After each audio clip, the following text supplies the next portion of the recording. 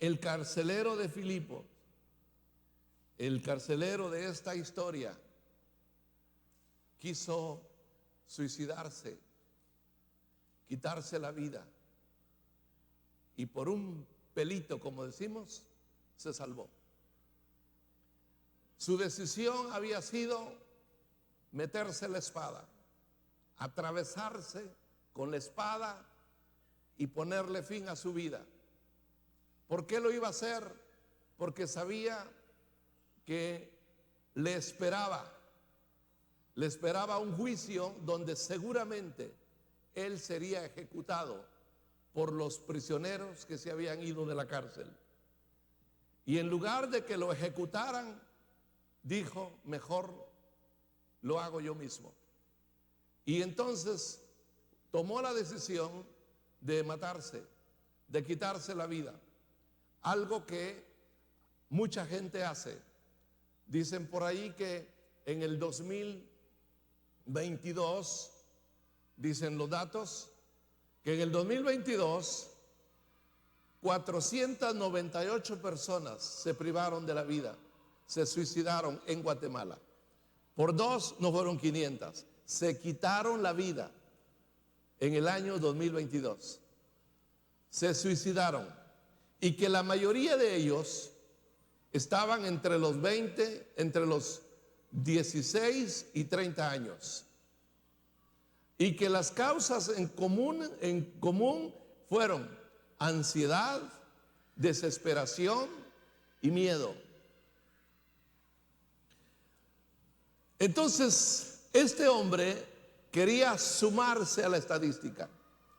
Este hombre había decidido en ese momento de desesperación, de miedo, había decidido privarse. No hay salida, no hay esperanza, no hay alternativa, no hay opción. Todo se ha perdido, se acabó. Entonces, lo más fácil es, de una vez, él iba a ensartarse la espada cuando oyó esa voz que vino desde el fondo de la cárcel, desde el calabozo que estaba hasta el fondo. No te hagas daño, aquí estamos todos. Así que salvación significa ser libre de un estado o condición indeseable. El estado o la condición del carcelero en ese momento era de desesperación, era de angustia, era un estado en el que nadie desea estar. Por eso decimos que es un estado, es ser libre de una condición indeseable. Veamos hoy lo que pasó en la vida de este hombre, el carcelero de Filipos. Sabemos por la historia que en lugar de matarse, él recibió la salvación, él fue salvo y su familia también recibió la vida eterna. Pero veamos hoy lo que pasó antes y después de la salvación del carcelero. ¿Cómo es que él llegó a ese momento crucial en el que gritó: señores, ¿qué debo hacer para ser salvo? ¿De dónde sacó él que podía ser salvo? ¿En qué estaba pensando el carcelero cuando dijo: quiero ser salvo, pero díganme cómo? ¿Había escuchado algo? ¿Había oído él acerca de este tema? Entonces, veamos lo que dice este capítulo de Hechos acerca de lo que pasó antes de ese momento crítico y de los resultados que vinieron después. Por eso quiero hablarles acerca de la salvación y sus resultados. Pero hago un paréntesis.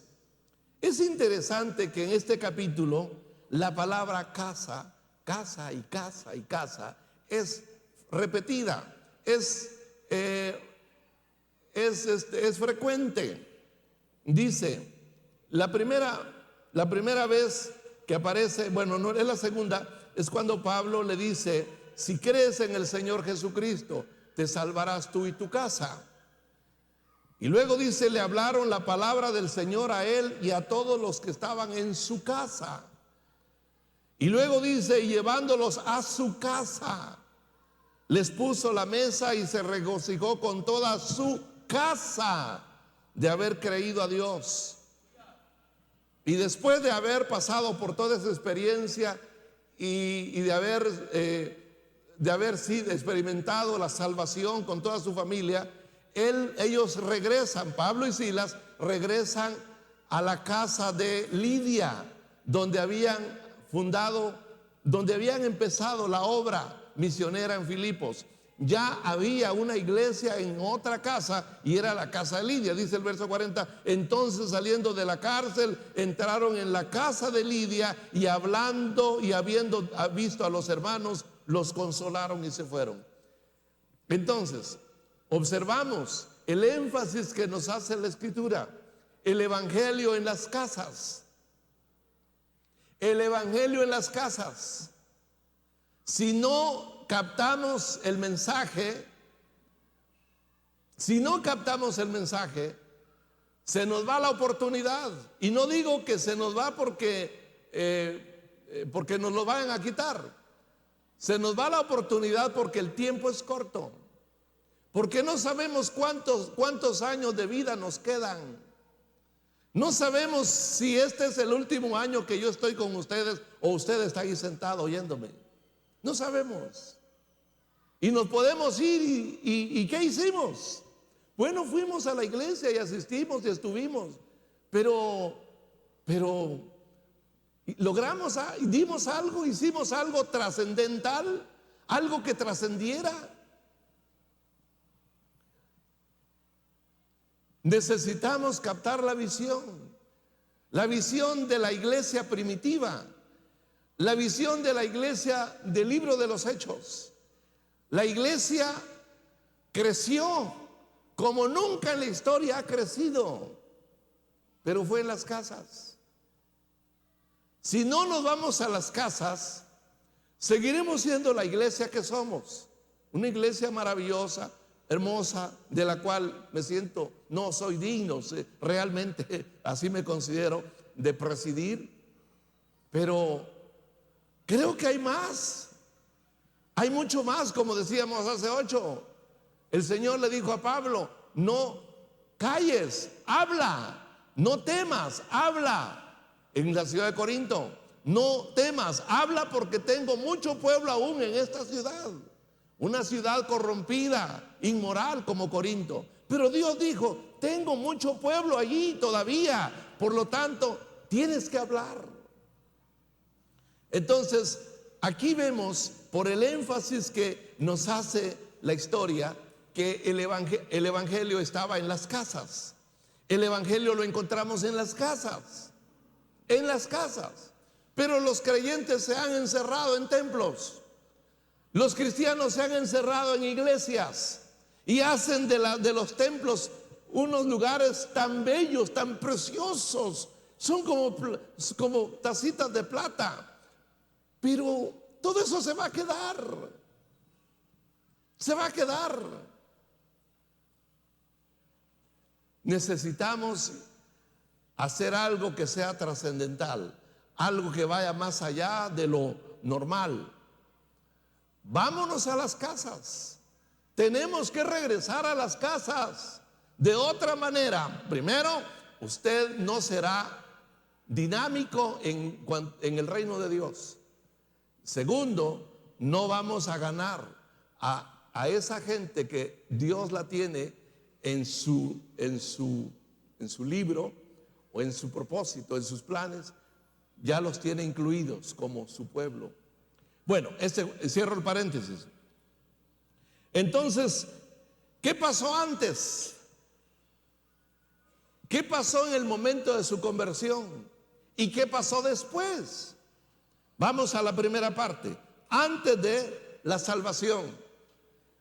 ¿Por qué el carcelero hizo esa pregunta? Señores, ¿qué debo hacer para ser salvo? Eso yo lo aceptaría hoy, porque hoy el evangelio, la gente escucha el evangelio por todos lados, de todas formas, de manera distintas formas. Y la gente ya sabe realmente que para salvarse tienen que hacer algo, tienen que creer o aceptar o lo que sea. Pero en el caso del carcelero, ¿en qué basó su pregunta? ¿Qué información tenía? Muy bien. Antes de su salvación, él escuchó el testimonio de una muchacha que estaba poseída por un demonio de adivinación, estaba poseída por un espíritu de adivinación. Esa muchacha, cuando miraba pasar así a Pablo y a Silas, que iban a la oración, porque había un lugar en Filipos donde se reunían los judíos a orar, y la mayoría eran mujeres, se reunían a la orilla de un río, porque sin duda no tenían sinagoga, entonces ahí iban a orar. Y Pablo y Silas, y me imagino que habían otros judíos que asistían a esa reunión, cuando iban a la oración, esta muchacha se les prendía. Y esta muchacha decía: estos hombres son siervos del Dios Altísimo, ellos predican la salvación de Dios. Y eso lo iba diciendo detrás de ellos. Usted lo puede ver en el verso 16. Dice el versículo 16: aconteció que mientras íbamos a la oración, nos salió al encuentro una muchacha que tenía espíritu de adivinación, la cual daba gran ganancia a sus amos adivinando. Esta, siguiendo a Pablo y a nosotros, daba voces diciendo: estos hombres son siervos del Dios Altísimo, quienes os anuncian el camino de salvación. ¿Qué? ¿Estaba mal lo que decía la muchacha? No, estaba bien. Era correcto, era una verdad. Y toda la gente estaba oyendo lo que esta muchacha decía. Lo que no sabían era que la pobre estaba poseída por un espíritu. Y que hasta cierto punto a Pablo le disgustó, era molesto. Fue molesto para ellos que la muchacha fuera detrás de ellos gritando las mismas palabras. Y un día Pablo se volteó y le dijo: ¿sabes qué, espíritu de Dios? Ya estuvo suave, ya me cansaste, ya fue bastante la publicidad. ¡Sal fuera! Y salió. Salió el espíritu de adivinación que había en ella. Era un demonio. Y esa muchacha era explotada porque era una esclava, era explotada por sus amos. Ella adivinaba cualquier cosa, cualquier duda, cualquier cosa que la gente quería saber acerca del futuro o de su vida o del amor o de lo que sea. Iban a verla para consultarla y le pagaban, pero lo que pagaban era para sus amos. Así que sus amos estaban haciendo dinero con la esclavitud de esta muchacha. Esa muchacha quedó libre, y cuando sus amos vieron que había sido liberada, entonces alborotaron la ciudad y acusaron a Pablo y a Silas de que estaban causando disturbios, que estaban anunciando doctrinas o cosas que iban contra las costumbres de la ciudad. Eso fue lo que los llevó a la cárcel. Así que estoy seguro, yo lo intuyo, que el carcelero, o mejor dicho, hasta el carcelero llegó la noticia de esta muchacha que anunciaba día a día. Cuando Pablo y Silas iban a la oración, ella anunciaba esto: estos hombres son siervos del Dios Altísimo, quienes os anuncian el camino de salvación. Pero también el carcelero escuchó el testimonio de Pablo y de Silas en la cárcel. Porque cuando fueron llevados a la cárcel por causa del mitin, del mochinche, de la manifestación que se generalizó en la ciudad, del alboroto, los azotaron y los llevaron a la cárcel y le dijeron al carcelero: métanlos al calabozo que está al fondo y átenlos al cepo. El carcelero obedeció, él hizo lo que le dijeron. Los metió al último calabozo donde ellos no podían ver a nadie, y los ató a una pieza que los castigaría durante todo el tiempo que estuvieran adentro. El cepo eran 2 piezas de madera que ataban las manos y los pies y quedaban prensados de manos y pies. Qué terrible. ¿Cómo podían comer? ¿Cómo, si tenían necesidad, alguna necesidad fisiológica? Imagínense lo terrible.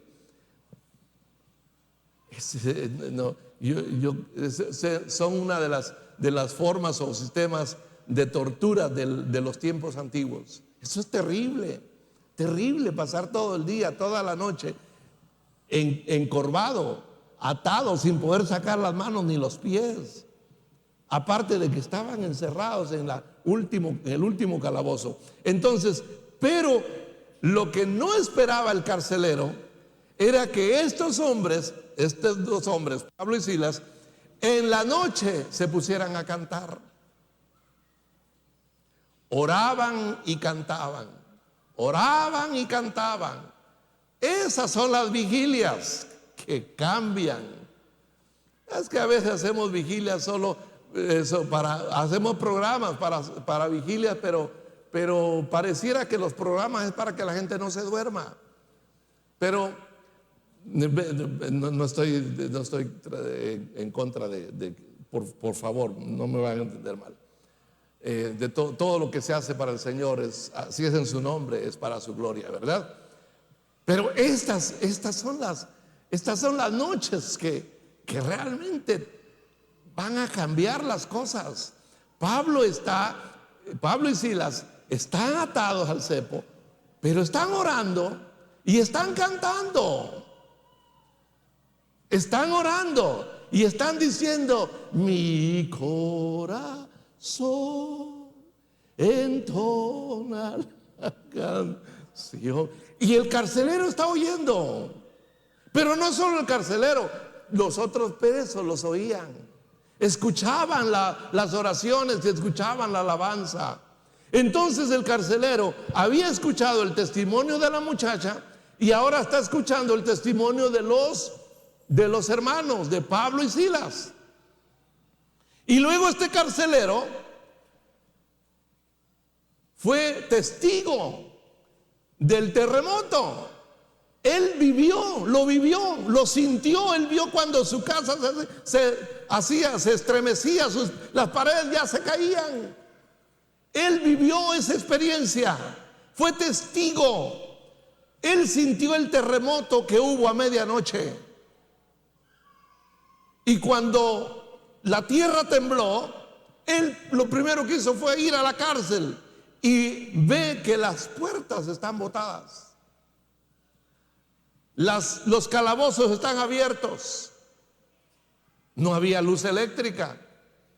Encendió una antorcha, pidió luz y entró. ¿Y dónde están los presos? Y no vio a nadie. Es el momento crucial. Él quiere matarse.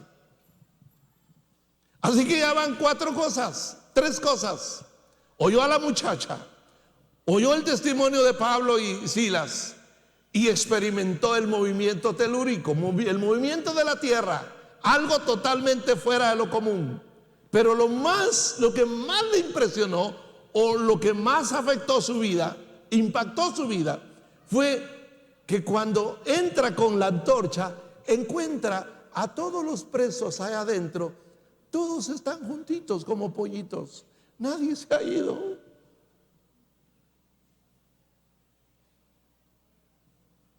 Cuando él se iba a matar, Pablo le gritó: no te hagas daño, aquí estamos todos. ¿Cómo sabía Pablo que ahí estaban todos? ¿Cómo sabía? Todo esto estaba controlado por el Espíritu Santo. Es muy probable que los presos estaban impresionados o aterrorizados, impactados, porque ellos habían estado escuchando desde la entrada de la noche, no sé a qué horas, pero el terremoto fue a medianoche. Ellos habían estado escuchando a estos dos hombres que estaban en un castigo peor que el de los demás presos. Ellos estaban sufriendo algo peor, pero estaban orando. Y ellos oían lo que decían, hablaban con Dios, hablaban con el Señor, mencionaban el nombre de Jesús y cantaban. Y en sus cantos cantaban a Dios. Entonces los presos Los presos fueron impactados. Ellos dijeron: todo esto es de Dios. Si nos vamos, nos va a ir mal. Así que se quedaron todos atónicos, perplejos. No tuvieron el valor de salir corriendo. Pablo le dijo: aquí estamos todos. Entonces el carcelero llega a la conclusión que esto no es normal, que de verdad estos hombres son siervos del Dios Altísimo, que anunciaban el camino de salvación. Amén. Aleluya. Gracias, Señor. Amén. Y fue en ese momento que viene la pregunta más conocida y más repetida durante 2000 años. Sacándolos, les dijo: señores, ¿qué debo hacer para ser salvo? Ellos le dijeron: cree en el Señor Jesucristo y serás salvo tú y tu casa. Aleluya. ¿Cuántos dan gloria a Dios, hermanos? Aleluya. No alcancé a oír el testimonio de Edgar Caniz. 25 años creo, ¿verdad? Aquí está Edgar. Allá está. 25 años, ¿verdad? Él es fruto de la célula de mi esposa. Él llegó a la célula que mi esposa tenía en la casa de la familia Gil. Ahí llegó él, o ahí lo llevaron. Y desde que él entró a esa célula, aquí lo tenemos. Gloria a Dios. Amén. Aleluya. Salvo en una casa. Salvado en una casa. Entonces, el hombre en este momento está quebrantado por el Espíritu Santo. Está quebrantado.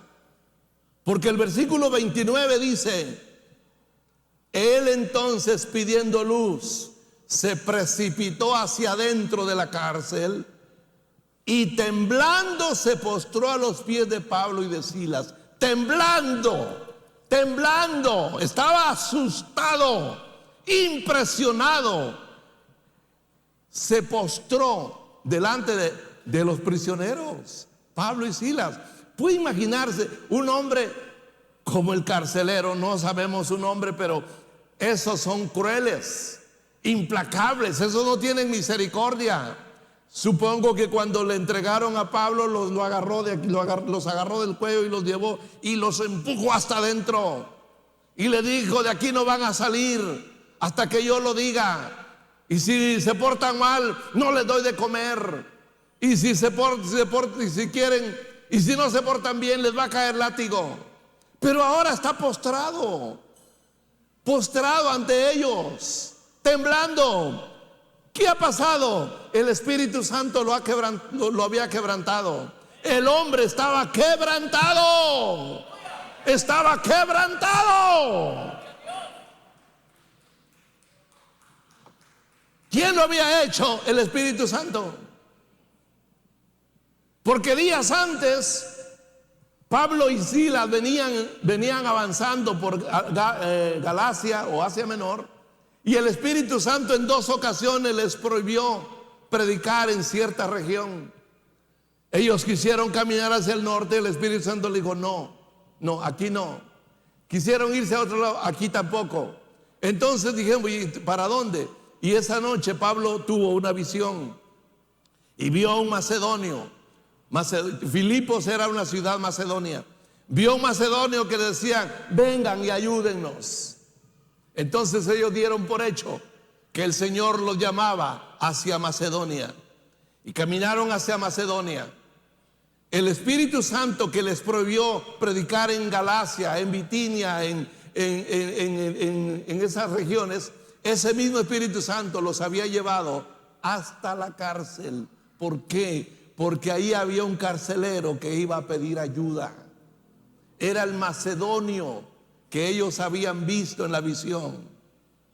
Pero para eso fueron azotados, encarcelados y castigados cruelmente.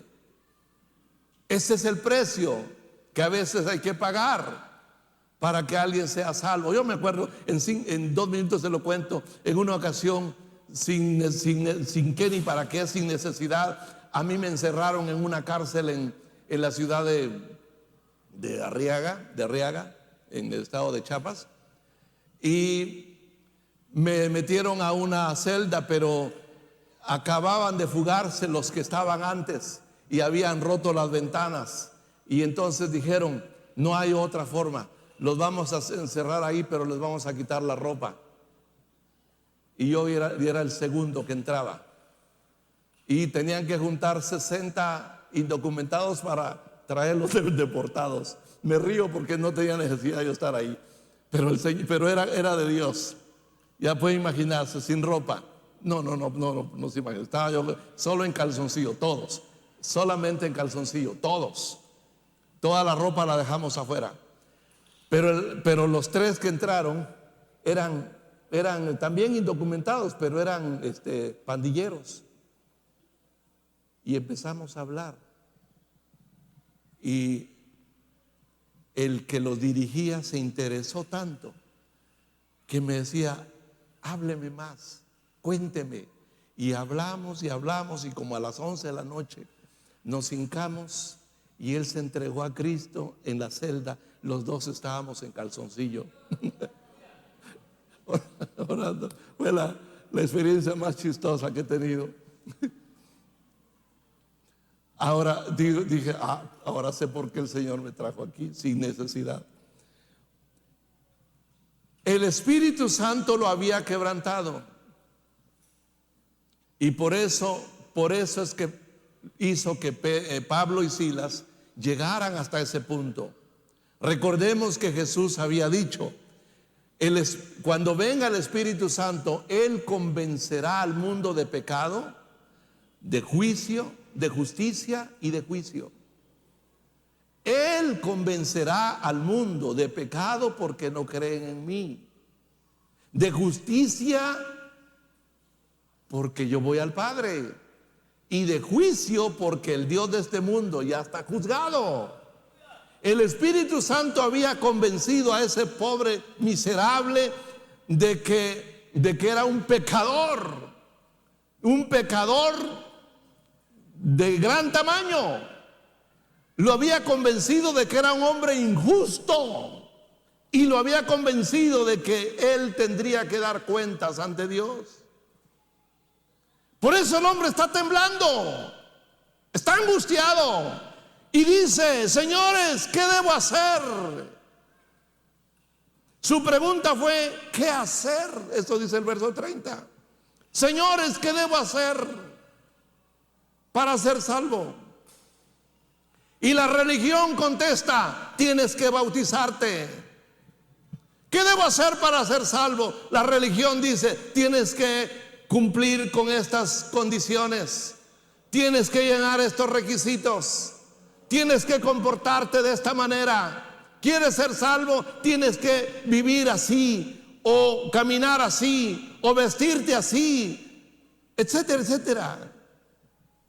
Porque si no lo haces, entonces no eres salvo. Porque tu salvación depende de tu forma de tu manera de vivir, de tu forma de ser, de tu forma de vestirte, de lo que comes. De eso depende tu salvación. Así responde la religión. Por eso él dijo: ¿qué debo hacer? Pero la respuesta no fue ¿qué hacer?, sino la respuesta fue: creer solamente. Cree solamente. Cree. ¿Pero en qué? En Jesucristo. ¿Cuánto dan gloria a Dios?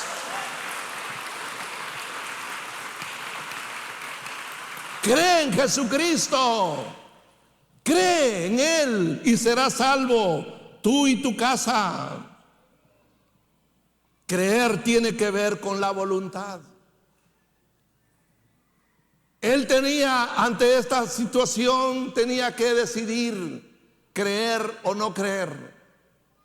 Creer para ser salvo o no creer y se condena. Cuando la gente ha oído el testimonio del Evangelio, no tiene más alternativa, no tiene opción. O se condena no creyendo, o se salva creyendo. Pero no hay tres caminos, no hay tres opciones, solo dos. Jesús dijo: el que no es conmigo es contra mí. El que no trabaja para mí desparrama. Después de haber escuchado el evangelio, la gente tiene solamente dos alternativas: creer o no creer, o se salva o se pierde. Por eso es tan importante que nosotros llevemos este evangelio y nosotros hablemos de este evangelio, para que la gente tenga esa oportunidad de tomar su decisión. Creer tiene que ver con la voluntad. Dice la palabra en el libro de los Hechos. Dice que, lo voy a leer porque está largo el pasaje para no equivocarme. En el capítulo 26, verso 24, si usted quiere acompañarme. 26, 24 dice: diciéndole estas cosas en su defensa, Festo a gran voz dijo: estás loco, Pablo, las muchas letras te han vuelto loco. Mas Pablo dijo: no estoy loco, excelentísimo Festo, sino que hablo palabras de verdad y de cordura. Pues el rey sabe estas cosas, delante de quien también hablo con toda confianza. Porque no pienso que ignora nada de esto. Se refería a Herodes Agripa. No pienso que ignora nada de esto, pues no se ha hecho esto en algún rincón. ¿Crees, oh rey Agripa, a los profetas? ¿Crees? Pablo estaba siendo juzgado ante Festo y Agripa, dos gobernadores romanos. Pero Pablo sabe que Agripa, el Herodes Agripa, es descendiente de judíos. Y él sabe que Herodes Agripa conoce la ley judaica, conoce la Torá, conoce la palabra de Dios, conoce las tradiciones. Por eso le pregunta,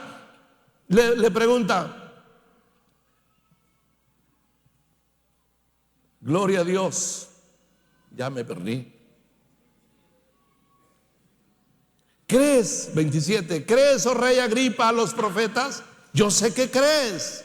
Entonces Agripa dijo a Pablo: por poco me persuades a ser cristiano. Híjole, estuvo así, pero no. Así, pero no. Casi me convences. Los argumentos de Pablo eran tan poderosos, tan contundentes, que Agripa, como él tenía sangre judía, él dice: casi me has convencido. Y así es como mucha gente se quedó, casi convencidos, pero mueren sin Cristo, mueren sin hacer su decisión. ¿Por qué? Porque creer tiene que ver con la voluntad. Creer no tiene tanto que ver con los sentimientos. No se trata de sentir algo, sentir escalofríos o calambres. No. Se trata de decidir si lo hago o no lo hago, creo o no creo. Herodes lo dijo: casi estoy convencido, pero hasta ahí llegó. Leo lo que dice Pablo en Efesios 1:13. En Cristo también vosotros, le dice Pablo a los Efesios, en Cristo también vosotros, habiendo oído la palabra de verdad, el evangelio de vuestra salvación, y habiendo creído en él, fuisteis sellados con el Espíritu Santo de la promesa. ¿Qué fue lo primero que pasó? Oímos. Lo primero fue oír. Escuchamos, porque la fe viene por el oír. La fe viene por el oír. De ahí la necesidad de predicar el evangelio en las casas, porque la gente tiene que escuchar este evangelio. Ellos no vienen aquí, pero sí van a ir a su casa. Aquí usted no los va a traer fácilmente, pero a su casa sí van a llegar. Y ahí van a escuchar, y lo van a escuchar a usted.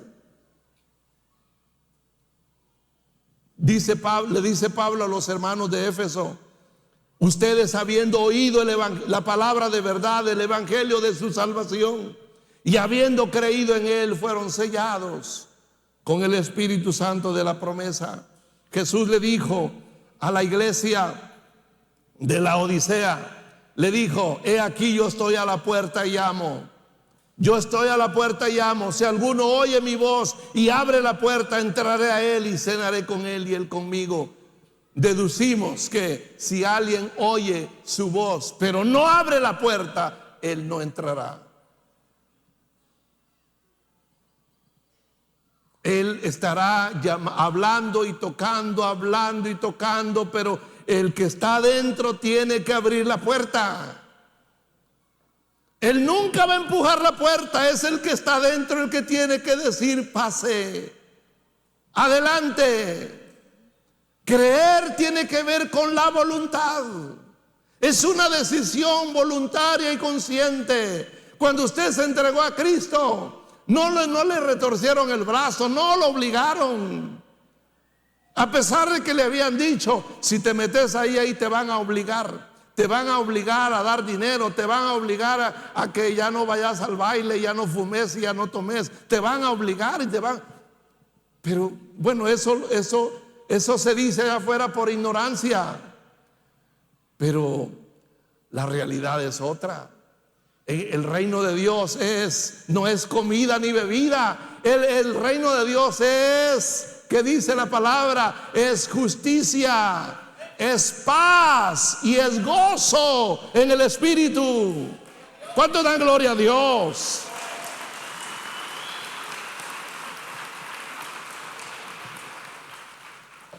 Así que el carcelero escuchó lo que tenía que oír. Cree en Jesucristo y serás salvo tú y tu casa. No le dijo: bautízate. No le dijo: ve a la iglesia, congrégate, cambia de vida, cambia tu forma de vivir o tu forma de proceder. No, la salvación se recibe por la fe, nada más, por la fe. Y este hombre creyó. No dice la Biblia que ahí no dice, no lo encuentro, que él haya creído. Ahí no dice que él haya creído. Bueno, sí dice al final, ya incluyendo a su familia, pero personalmente no dice que él haya creído. Sin embargo, todo lo que viene después es evidente, o es evidencia de que él había creído. Después de su salvación, lo primero que pasa es que sintió compasión por Pablo y Silas. Les vio sus espaldas, estaban heridas. Les habían pegado 40 azotes, con azotes de cuero. Sus espaldas estaban laceradas, estaban heridas. Los azotes estaban cruzados en sus espaldas. Entonces dijo: no, vénganse, yo les voy a lavar sus heridas. Dice, lo primero que hizo fue, les lavó, dice el verso 33, les lavó sus heridas. Gloria a Dios. Dice el verso 33, y él, tomándolos en aquella misma hora de la noche, les lavó las heridas. Esto fue lo primero. Se compadeció por Pablo y Silas, porque ahora eran sus hermanos. Segundo, dio testimonio de haber creído en Jesús. ¿Cómo Dios dio testimonio de su fe? Dice el versículo 33, y enseguida se bautizó él con todos los suyos. No hay forma de decirlo más claro. Cuando la persona dice: yo quiero que me bauticen. ¿Por qué? Porque yo he creído. El bautismo no es a la fuerza. El bautismo no funciona si usted le está diciendo: bautizate. No. Debemos dejar que la persona lo pida, porque es cuando la persona lo pide que en realidad hay testimonio de que ha creído en el Señor Jesucristo. Así que dio testimonio de haber creído, se bautizó con todos los suyos, y en tercer lugar compartió su mesa, su casa y su mesa con Pablo y Silas. Dice el verso 34, Dice, y llevándolos a su casa, les puso la mesa. Es casi seguro que la casa estaba a un costado de la cárcel, porque tuvo tiempo de llevarlos y regresarlos antes del amanecer y encerrarlos otra vez en la cárcel. Entonces los llevó a su casa y les puso la mesa. Les presentó a su esposa, a sus hijos, y mientras estaban ahí conversando, él fue a traer el mantel, lo puso sobre la mesa y trajo los cubiertos, puso los cubiertos, los platillos, las tazas. Vamos a tomar un cafecito, un chocolate. Ahora a esta hora eran como las 3 de la mañana. Cae bien un chocolate. A ver, no sé cómo le decía a su esposa, mi amor, mi vida, no sé. Tráete ahí un panito, vamos a comer. Y comió con ellos. Puso a las órdenes de ellos su casa y su mesa. Y por último, la vida de este hombre y la vida de su familia cambió para siempre. Termina diciendo el verso 34: y se regocijó con toda su casa de haber creído a Dios. Y se regocijó con toda su casa de haber creído a Dios. Aleluya. Gloria a Dios. ¿Cuál es el resultado de la conversión? Sentimos compasión por los hermanos, damos testimonio de haber creído cuando nos bautizamos, compartimos nuestra casa y nuestra mesa con los hermanos, y el regocijo de haber creído es contagioso. Ahora estamos alegres. Hace unas horas este hombre se quería matar, estaba desesperado, angustiado, había caído en una crisis de desesperación. Ahora está regocijándose con su familia. Han creído a Dios, se han bautizado, han entrado al reino de Dios, y ahí están los siervos de Dios, Pablo y Silas, con ellos. Esto es lo que pasa cuando el evangelio llega. Esto pasó en su vida, yo espero que así sea. Esto pasó en su vida y en su familia. Yo no sé cuántos en esta mañana se identifican con el carcelero en cuanto al regocijo por haber creído a Dios. ¿Cuántos se identifican con el carcelero? Yo creí a Dios, yo creí a Dios con toda mi familia. ¿Cuántos se regocijan en eso? ¿Cuántos se alegran porque creyeron a Dios? ¡Aleluya!